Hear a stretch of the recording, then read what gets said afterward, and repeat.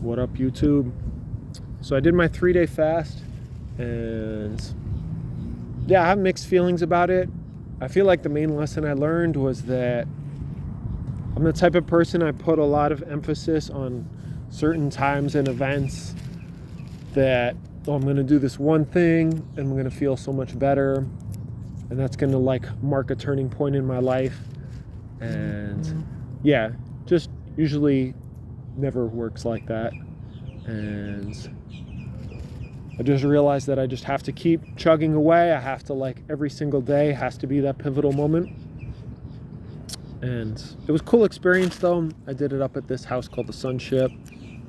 It's like a intentional community co-housing type place, and it was cool. People, as I mentioned in the other video, people were supportive. Well, I didn't say people were, I said people were going to be supportive, and a lot of people fasted with me. There was this couple who did a light fast, which I never even heard of, but basically they put these thick curtains all around their room and their bathroom, so they didn't get any light whatsoever for 5 days. So they did it 2 days before I came, and then the last 3 days I fasted there.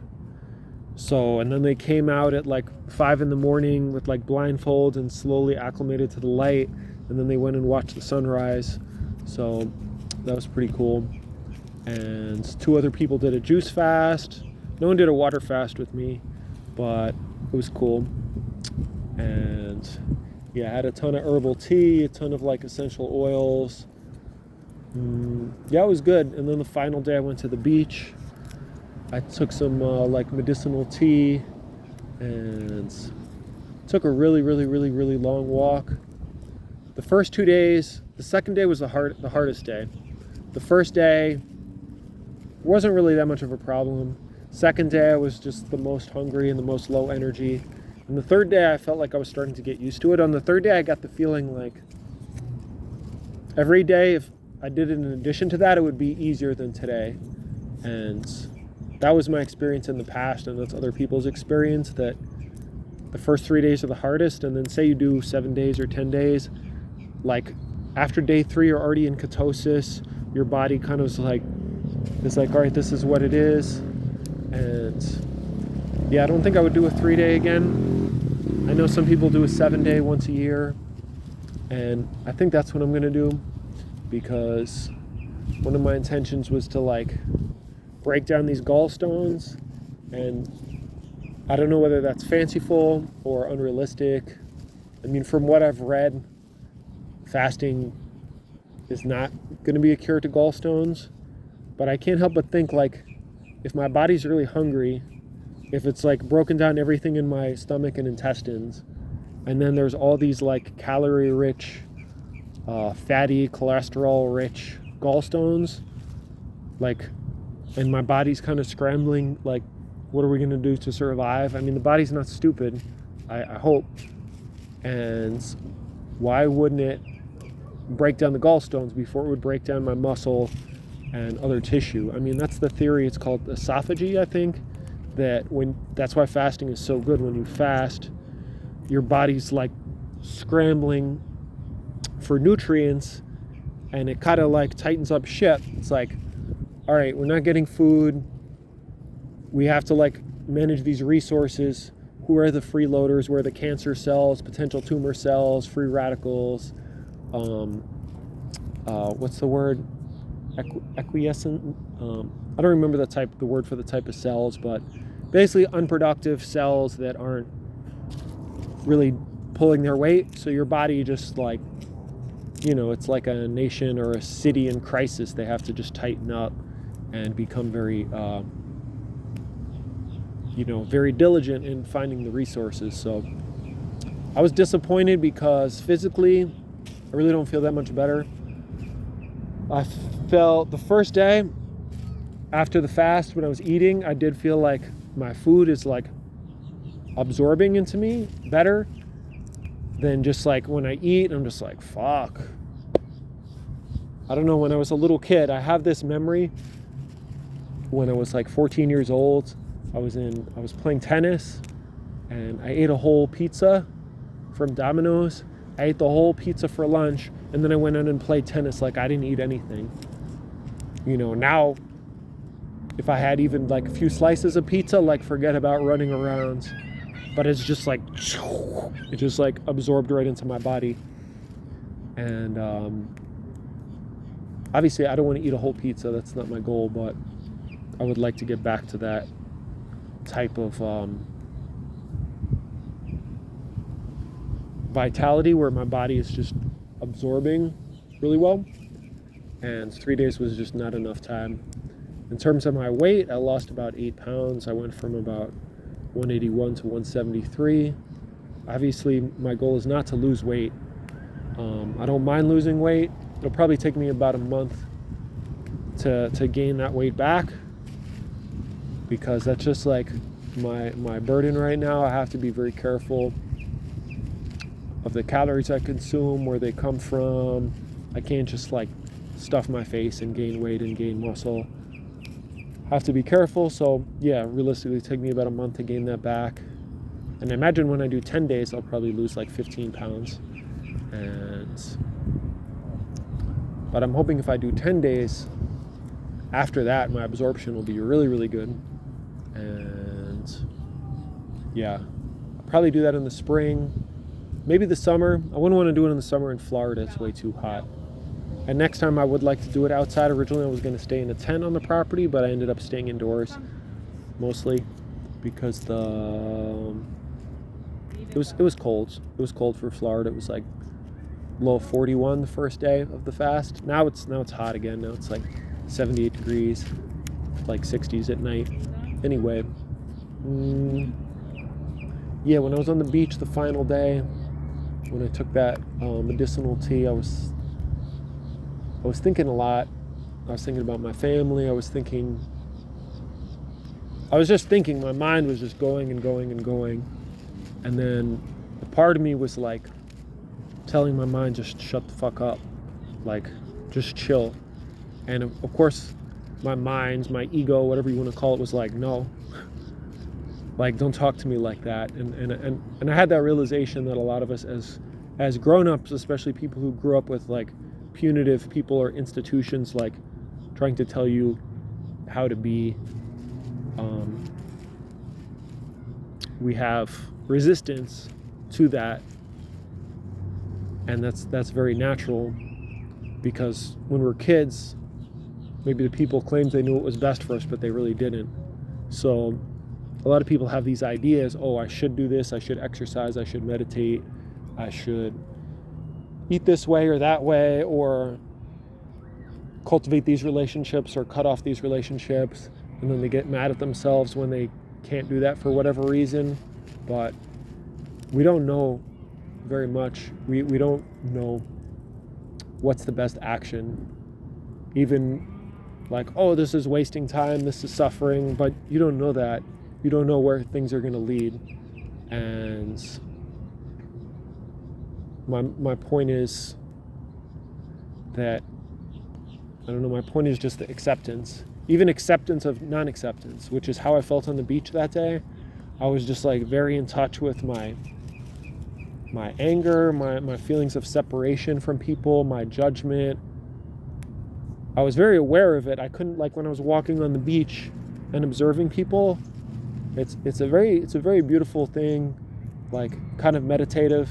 Even though I was definitely not in a meditative state, I was in a very like ego, judgment, separation type of state. But everyone I passed, I noticed I had a story about them, whether they were young or old, if they were a family, like what the dynamic was, how they made me feel about myself, whether I was like putting them above me or below me. And I don't want to admit that I do that. Nobody wants to admit that they're like sizing themselves up compared to other people. And it's not something I'm proud of. Like, I think most people have the ideal to accept people for who they are, and to live in a society where everyone has a role and one person isn't dominating a bunch of other people. And I don't believe true egalitarianism could ever be possible, because I think it's just human nature to idealize other people and to be kind of lazy and to like want to look to a leader to solve things. Although I think a lot of that is cultivated by the society we live in, because there's just so much stimulation and information, and no one, you know, it's impossible for anyone to know what the hell is going on. So we're going to defer to authorities. So I'm getting sidetracked a little, but the moral is I just try to accept that part of myself. I'm like, you know, I'm a very critical person. I'm kind of judgmental person of myself and others. And even the part of me that wants to be better, that's also judgmental, right? To say, oh, I'm judgmental and I want to be less judgmental, that's judgmental. I want to be able to like get into a meditative state and like be, you know, see, I have my hands on my knees and be all like zened out. That's like, that'll happen if it happens and I can move in that direction. But like beating myself up for not being like that is the antithesis of that. So yeah, it was interesting. It was just like, I wanted to feel certain things. I wanted certain breakthroughs. I wanted to like feel this blockage inside me just like loosen up a little. And it did at certain times. But yeah, it was no panacea. But that doesn't mean it wasn't valuable. And it doesn't mean I'm going to give up. I feel like it really strengthened my resolve. That last day I felt like my will strengthened. And I don't really know how to define the word will, because I don't really think on the like deepest level we really have a will. Like, I don't see myself as separate from, you know, a droplet of water like coming down a tree, or a bird, or like a tree growing. It's just going to grow in response to its environment. Like, I don't think a tree has a will, and I don't think people have wills. But nevertheless, we have to have that concept, because if you don't think you have a will, if you don't think you have responsibility and autonomy, kid chasing a duck. Anyway, like, why is he doing that? Did he make a conscious choice to do that? He's just like following his instincts. But the duck left. And are adults really so different? But we kind of have to think we're different. We have to like be like, I am deciding to do this, because that's how progress is made. So but when we come up against reality and it doesn't work out, I don't think being super rigid and angry with ourselves is the answer. But I don't think giving up is the answer either. You have to just, I don't know. I think having a self-concept as a failure is a very, very bad thing. And I don't know, I just resolved to eradicate that from my consciousness. I'm not an underachiever. I'm not a failure. Even if I can't achieve the goals on the timeline that I want, I'm just going to keep tweaking things and not just blindly try to push through, but be like, okay, this clearly isn't working. Let me mix it up. Or this clearly is working. Let me like keep at it and tweak it. See if tweaking it will make it a little better or a little worse. And time just changes things too. Like, you have enthusiasm about something and it just wanes. And sometimes it may never come back for that particular thing. And you can try to force it, you can try to tweak it, but it may never come back. And it's a sad thing. That's just like the impermanence of life. I'm just watching this seagull. This park is really beautiful. So yeah, I'm not sure what else. Well, what more I have to say about that. I was really grateful to the people there for letting me have that time up there, and I'm glad to be back home now in my room. I think well, I don't want to speak for other people, but I'm like very grateful for where I'm staying at, and I could find problems with it, but it's just nice to have a bed, to have a door you can close, to have your clothes and clean socks, and, you know, for people who are homeless, for people who are living in an unsafe environment, it's rough. So that's another thing I got, was just to appreciate what I do have, and I can strive for more, but if you're always striving and you're always dissatisfied, then how are you supposed to be happy? So,